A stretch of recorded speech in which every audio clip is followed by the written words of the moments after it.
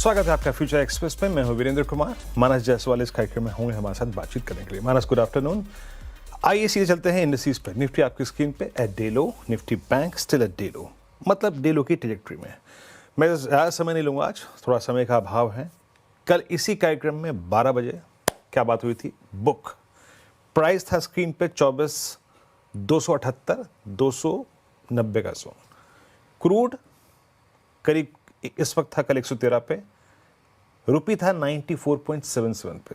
Book करिए, बाहर निकलिए, आज का टारगेट पूरा हो चुका है। आज सुबह के अप्रोच पे बात हुई, एक बार बोले के आइएगा। हम अगर न्यूट्रल गए तो ठीक है, और अगर न्यूट्रल मतलब 24,200। कल कॉल पुट वहां बिकी हुई थी, but the movement you will collapse below base one के नीचे, यानी 24,000 and more precisely I think that 23,971 base one violate होगा तो आप क्रैक होंगे। ये 977 था क्या? आपको पिछले 4 दिन से सिक्योर करके चल रहा था। That was 20 day exponential average. वो टूटा तो 909 वहां गया, 841 वहां भी गया, और 777 हमने ऑलमोस्ट 23,796 का लो देखा। यानी वो लॉजिकल ट्रेड शॉर्ट का अगर बन रहा था तो वो पूरा हो चुका है। इसके बाद याद रखिएगा हेल्थ केयर, इसके बाद थोड़ा सा अगर आप देखें तो आपको फार्मा आपके डाउन साइड को रिड्यूस कर रहा है, रिस्क को कम कर रहा है। बट याद रखिएगा ऐसा नहीं है कि अगर 777 लिखा है तो वही होगा, नहीं। फर्दर डाउन साइड पॉसिबल है, क्योंकि क्रूड आपके अगेंस्ट है। ये मैंने किसी भी मार्केट पार्टिसिपेंट ने नहीं सोचा था कि क्रूड आज 125 की ट्रैजेक्टरी हिट करेगा। सो ऑल नेगेटिव्स स्टिल जिस तरीके से सुबह प्लेस्ड थे उससे कहीं ज्यादा मात्रा में प्लेस्ड है। ऑप्शन स्टैट्स पे क्या इसका इंपैक्ट है, आइए उसको रीड करते हैं। 125 का क्रूड, रुपी भी रख दीजिएगा, और उसके बाद लेके आइए ऑप्शन स्टैट्स। हमारी जो कल की छुट्टी है ना, ये हमारे रिस्क को थोड़ा सा और बढ़ा रही है। 23,800 पे, 700 पे, 5,000 पे, मतलब 500 पे आपको कोई पुट राइटर नजर नहीं आएगा, और बड़े कॉल राइटर्स आ चुके हैं अब 23,800 पे। बड़ा प्रिसाइसली अगर आप देखें तो उन्होंने एक ग्रिप लिया है 24,000 पे और 24,200 पे। यानी सिंपली मान के चलिए कि अब जब तक आप 977 के नीचे हैं वीकनेस परसिस्ट करेगी। 950 यानी 23,950, 977 20 डेमा जो है अब वो रेजिस्टेंस के तौर पे कन्वर्ट हो चुका है। सिंपल व्यू, तब तक वीकनेस परसिस्ट करेगी। जब तक क्रूड एज ए अंडरलाइंग जिस पे हम रिएक्ट कर रहे हैं वो ऐसा रहा, हम वीक रहेंगे। निफ्टी बैंक लेके आइए। निफ्टी बैंक आपकी स्क्रीन पे, वो भी ऑलमोस्ट डे लो की ट्रैजेक्टरी में आके ट्रेड कर रहा है। सुबह क्या बात हुई थी निफ्टी बैंक पे, वो लेके आइएगा। हमारा जो क्रिटिकल जोन है 55,010, 54,900। आप जहां इसके नीचे लेके आइए जरा बेस वन, जहां 54,900 के नीचे आप गए, आप टिकना शुरू हो गए, आपके नीचे जो ट्रैजेक्टरी खुल जाएगी 54,900 के नीचे। देखिए एग्जैक्टली नंबर्स, करीब 511, 710, और उसके बाद 266। लो क्या रहा आपका? 54,440। ऑलमोस्ट वो टारगेट्स जो है वो पूरे हो चुके हैं। लेकिन याद रखिएगा bank Nifty still hold substantial potential of moving towards 54,266। क्यों? ऑप्शंस के स्टैट्स लेके आइए स्क्रीन पे। ऑप्शंस के स्टैट्स इंडिकेट कर रहे हैं कि पुट राइटर्स के पास कोई अगर आप देखें तो कन्विक्शन नहीं है पुट बेचने का। कैसे बेचे? 125 पे क्रूड है आपका, ये देखिए पूरे पुट्स की श्रृंखला खाली है, और कॉल राइटर्स स्ट्रॉन्ग ग्रिप ले रहे हैं 54,800 पे, 54,500 पे, और प्रिसाइसली 55,000 पे। यानी तब तक रिकवरी नहीं आएगी जब तक कि आप 54,800 या 55,000 की ट्रैजेक्टरी को रीगेन कर लें। मानस, बहुत संक्षेप में इंडिसेस पे आपका आउटलुक और आपके 3 ट्रेड्स। देखिए, मेरा समझना ये है कि अगर निफ्टी 23,800 के नीचे ट्रेड करेगा तो फिर गिरावट बढ़ेगी, और इस मंथ की स्टार्टिंग में जो गैप था उसको फिल करने की कोशिश करेगा। उस केस में 23,400 तक के टारगेट होंगे। मेरे ख्याल से इस गिरावट में खरीदारी ना करें, खरीदारी करने के लिए वेट करें। अगर 24,100 के ऊपर निफ्टी निकले तो ही खरीदारी करनी है, उससे पहले 7 रैलीज का मार्केट है, गिरावट बढ़ सकती है। और उसी तरह बैंक निफ्टी में भी गिरावट बढ़ सकती है, शायद ये 53,500 की तरफ जाने की कोशिश कर सकता है। यहाँ भी खरीदारी तभी करें जब 55,500 के ऊपर बैंक निफ्टी निकले, उससे पहले खरीदारी नहीं करनी है। जो रिकमेंडेशन है वो सेल साइड पे ज्यादा है, क्योंकि मेरा व्यू थोड़ा सा नेगेटिव है। तो पहले तो टाटा मोटर्स पैसेंजर व्हीकल, जहां पर 10-20 डे मूविंग एवरेज को स्टॉक ने ब्रेक किया है, इसमें एक सेल ट्रेड ले सकते हैं। मैं कैश रिवर्स आपको बता रहा हूँ। 346 के स्टॉप लॉस से बिकवाली करेंगे, 330 तक के टारगेट्स पॉसिबल है। जो दूसरा स्टॉक है वो एलएनटी का है। एलएनटी पे भी एक सेल ट्रेड है। स्टॉक हाई लेवल पे सस्टेन नहीं हो पाया, ट्रेंडिंग मूविंग एवरेज के नीचे फिसला है, तो 4050 के स्टॉप लॉस से बिकवाली करने का ट्रेड लेना है। 3900 तक के टारगेट एलएनटी में भी देखने को मिल सकते हैं। खरीदारी करने के लिए अगर आप एक ट्रेड लें तो मेरा समझना है कि जो आईटी स्पेस है वहां पर ट्रेड देखने को मिल सकता है, लेकिन सिंजिन जो स्टॉक है वहां पर आप ध्यान दे सकते हैं। ऑलरेडी 14% अप है, कभी कोई डिप मिले तो खरीदारी करें 464 के स्टॉप लॉस से 560 के टारगेट के लिए। ओके संजय, एक स्ट्रॉन्ग कैंडिडेट है। ये 3 ट्रेड्स पूरे हो गए यहाँ पर। निफ्टी बैंक पे चर्चा पूरी हो गई। एक और ब्रेक, और ब्रेक के बाद कहीं मत जाइएगा, क्योंकि ब्रेक के बाद हम आज एक खास चर्चा करेंगे वेदांता की मैनेजमेंट के साथ, और नंबर्स पर बातचीत होगी। हमारे साथ अजय गोयल, सीएफ वेदांता, और अरुण मिश्रा, ईडी वेदांता के मौजूद होंगे। उनके नंबर्स और आगे के आउटलुक पर चर्चा। छोटे से ब्रेक के बाद हाजिर होते हैं। कार्यक्रम में एक बार फिर से आपका, और वेदांता के नंबर्स दिखाता हूं। नेट प्रॉफिट इस बार करीब 88% बढ़कर करीब 9352 करोड़ रुपए। रेवेन्यू करीब 24609 करोड़ रुपए। उछाल था इसमें करीब 47.5% का। मार्जिन करीब 30.7% की ट्रैजेक्टरी में, और एबिटा यहाँ पर इस बार करीब 44% बढ़कर 7559 करोड़ रुपए रहा।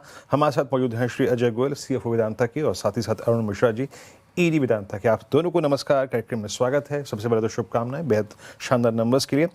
अरुण जी, पहला प्रश्न आपसे पूछूंगा यहाँ पर। ये क्वार्टर Q4 बहुत स्ट्रॉन्ग रहा है, FY26 आपके लिए बहुत स्ट्रॉन्ग गया।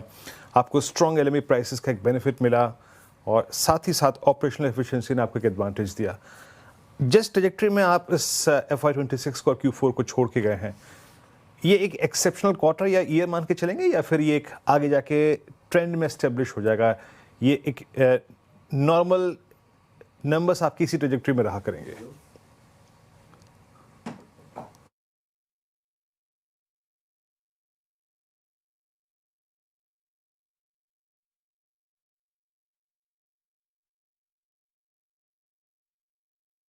जहां तक एलएमई का सवाल है, एलएमई अपने हाथ में नहीं है, तो इसीलिए एलएमई को आगे चल करके इसी मोमेंटम रहेगा नहीं रहेगा, ये ओवरऑल मैक्रो इकोनॉमिक्स पर डिपेंड करता है।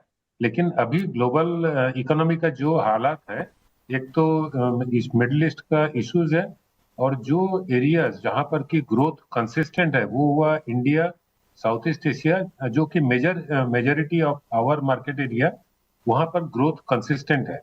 बाकी overall pressure on metal prices world over आप देखेंगे तो अभी वो उछाल के तरफ ही है। हमारे काम था कॉस्ट को कंट्रोल करना, एंड आपने सही फरमाया कि Q4 में नहीं, हम लोग Q1 से लगातार कॉस्ट में काम करते आ रहे थे। नॉर्मली हम लोग देखें, कमोडिटी का जब प्राइस बढ़ता है, आपको अच्छा प्राइस मिलता है, तो साथों साथ इनपुट कमोडिटी का भी प्राइस बढ़ता है, और ये कॉस्ट हम लोग तब बोलते हैं कि कॉस्ट भी बढ़ रहा है। लेकिन इस साइकिल में हम लोगों ने उसको ब्रेक किया, स्ट्रक्चरल एडजस्टमेंट करके ओवरऑल जो है अपना जो पहले का इन्वेस्टमेंट था, चाहे अपना एल्यूमिना रिफाइनरी के लिए हो, चाहे अपना रिन्यूएबल पावर हिंदुस्तान जिंक के लिए हो, चाहे जितना से ज्यादा डोमेस्टिक कोल कंजम्पशन से हो, अपना कॉस्ट हम लोग अपने कंट्रोल रखा। तो आने वाले समय में ये स्ट्रक्चरल इनिशिएटिव कॉस्ट का और फायदा देगा, और क्योंकि हमारे आने वाले समय में वॉल्यूम भी बढ़ रहा है, प्रोजेक्ट्स कंप्लीट हो रहे हैं, तो कॉस्ट लगातार घटता ही जाएगा।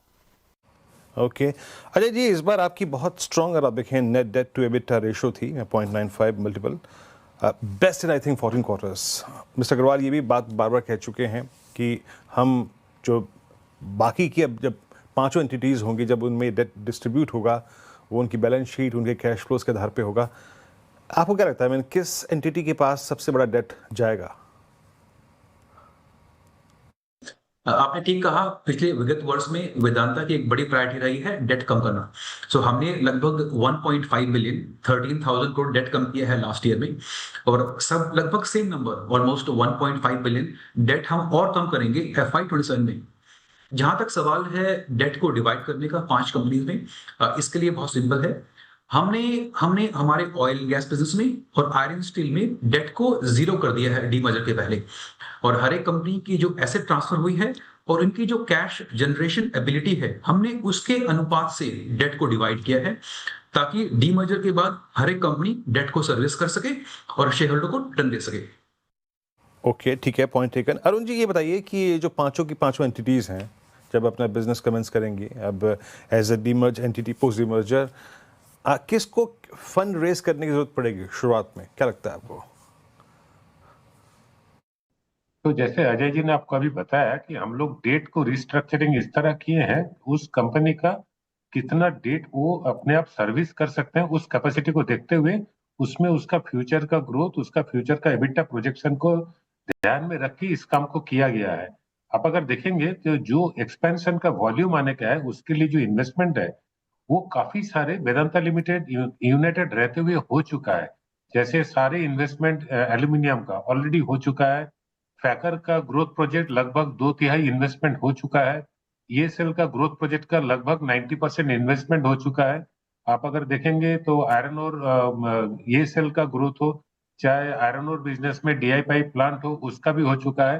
केवल कॉपर का जो सऊदी अरेबिया में प्लांट लगना है उसका वायर रॉड मिल तो काम इन्वेस्टमेंट चालू हो गया है। आने वाला समय में माइन और उसका एक्सपेंशन बाकी रहेगा।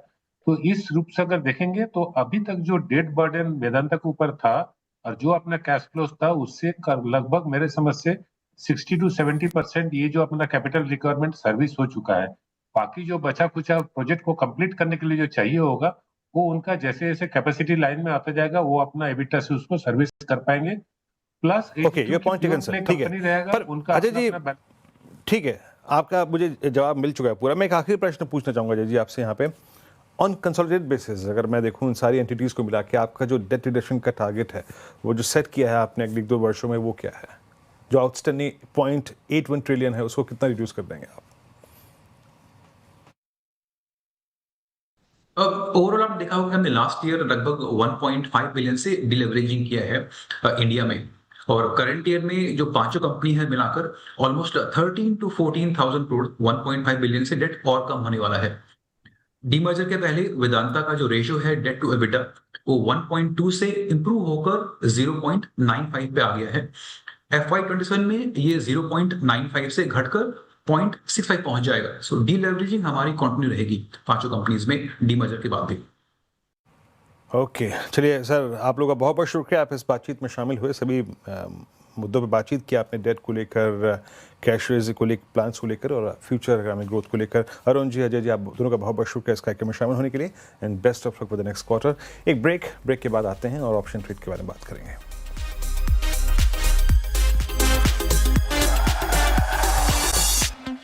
कार्यक्रम में स्वागत है एक बार फिर से आपका। मानस, बताइए क्या पिक कर रहे हैं ऑप्शंस पे, कहाँ कन्विक्शन आपको सेकंड हाफ के लिए? तो देखिए, 2 रिकमेंडेशन है। पहला तो नेशनल एल्यूमिनियम पे पुट ऑप्शन खरीदारी करनी है, यहाँ पर वीकनेस देखने को मिल रही है। तो 415 का पुट ऑप्शन जो 20 रुपए पे ट्रेड हो रहा है उसमें 15 रुपए के स्टॉप लॉस से 30 रुपए के टारगेट के लिए खरीदारी की जा सकती है। जो दूसरा स्टॉक है वो वोल्टास का है। यहाँ रिवर्सल तो यहाँ पर भी है, लोअर टॉप लोअर बॉटम बन रहे हैं, 22 मूविंग एवरेज नीचे ट्रेड कर रहा है। तो वोल्टास का मानस एक ही पुट लेनी है आपको, कोई सी भी लेनी है तो नैल्को रहे। ओके, चलिए नाल्को के पुट ऑप्शन। चलिए बहुत बहुत शुक्रिया आपका मानस इस कार्यक्रम में शामिल हुए। निफ्टी में एक रिकवरी है 23,911, यानी करीब अभी मान लीजिए 120 पॉइंट की रिकवरी है। हालांकि डाउ फ्यूचर्स 300 अंक अभी भी नीचे हैं, तो एक टेक्निकल प्ले जरूर यहाँ पे हो रहा है इस वक्त लोअर ट्रैजेक्टरी से। एक ब्रेक और अगली मुलाकात 2 बजे कमाई कर दें, तब तक के लिए नमस्कार।